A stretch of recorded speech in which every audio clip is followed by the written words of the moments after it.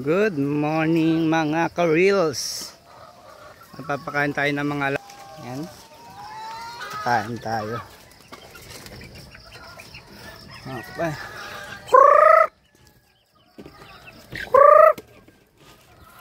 Kaya lang, yung mga naka-automatic feeder yan, pero mas gusto pa rin nilang sinasabuyan ko.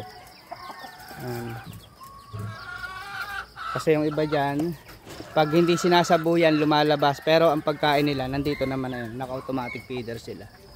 Lumalabas yung iba kasi tumatalon dito sa ating ginawang net.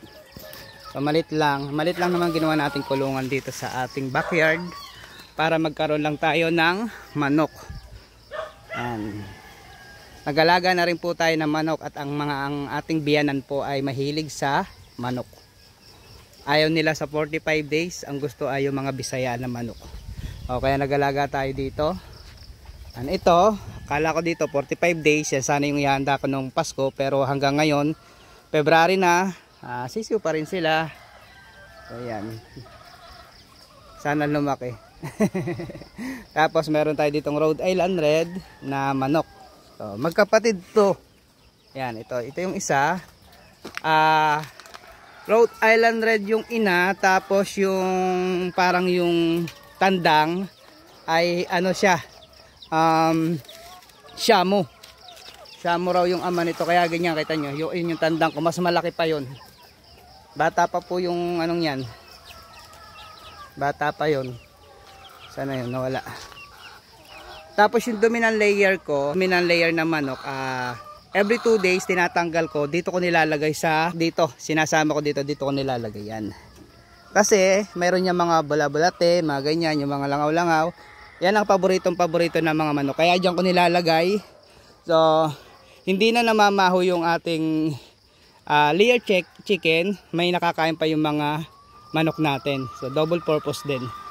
Yan. So, tipid na tayo sa yung feeds nila, hindi nila masyadong nagagalaw kasi mas gusto nilang anuhin yun, kalukayin yan. So kalilinis ko lang doon sa ano natin, doon sa layer chicken natin. So ang layer chicken natin ay nasa 90 plus lang na ulo ng manok. Kaya kukunti pa. Tapos na tayo, oras? Mga 6 ng umaga. Tapos na tayo. Tapos na ako magpakain ng baboy, maglagay ng tubig. Tapos dito na magdakot ng mga dumi nila, pero sa pagpapaligo hindi pa ako nagpapaligo, mamaya pa tayo papaligo. Pagkatapos ko doon, dito naman ako diretso sa mga manuka natin.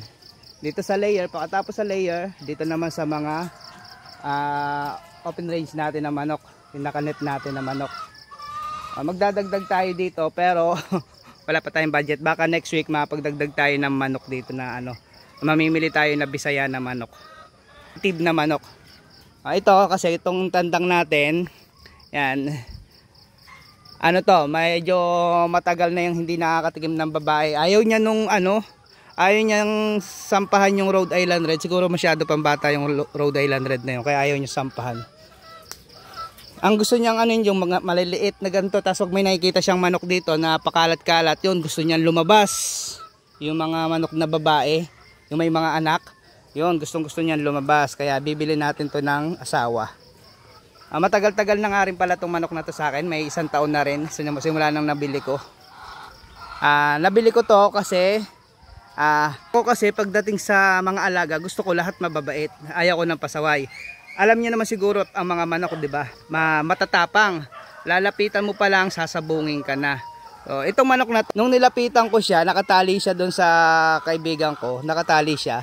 Nilapitan ko siya, ginanto ko, hindi niya ako sinabong, tapos parang umikot-ikot lang siya sa akin, tapos nalapit siya, nadikit. Kaya sabi ko, gusto ko tong manok na to. Yan, kahit ayaw ibenta ng may-ari, napilitan sa kakulitan ko mga kabigmate yan. Makulit po kasi pag ako may gusto, pag may nagustuhan talaga ako, hindi ko talaga tinitigilan hanggat hindi ko nakukuha. Lalo na yung mga ayan. Oo nga pala, dito sa backyard natin, nag-alaga na rin po ako dito ng rabbit. So, ang dami ko na rin naalagang rabbit. Ang rabbit, ang problema sa rabbit, napakabilis dumami. Okay sana yung mabilis dumami. Ang problema dito sa location ko, wala pong market ang rabbit.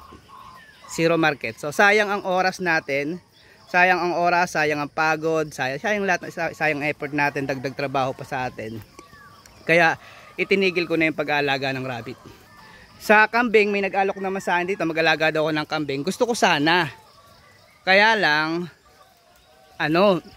hindi malawak yung space natin dito. Tapos yung pinaka nakupahan lang natin dito na lugar, matataas pa yung puno. May mga may mga kawayan, wala silang makukuhang damo dito. Yung damo talaga na, yung damo na tumutubo talaga pag naaarawan lang yung lupa. Ito kasi maraming puno dito, kaya hindi makatubo yung damo, kaya wag na lang mag-alaga ng kambing.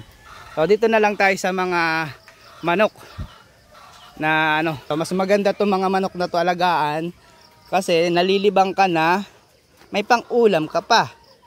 Yan. Ang gusto kong biling manok yung malalaki sana. Ito pa yung iba, oh. Yan. Meron tayo rin ditong isang Bisayang manok. Yan, ayun yung isa natin, oh. Bisayang sisiw, yun, native na sisiw, oh. Isa lang yan, nag-iisa lang yan dito mga kapigmate. Pero gusto ko para mahihin, kaya lang tagal pa nun. Pili na lang tayo kasi ang manok ngayon, ang presyo dito ng live na manok ay 200 plus, 220 yata, ganyan. So bibili na lang tayo. Ang isang manok naman tumitimbang lang ng 1 kilo or 1.5 kilo. Minsan wala pang 1 kilo. Yung mga Bisaya, mga kapigmate, kaya bibili na lang tayo. So ayun lang muna, good morning, good morning.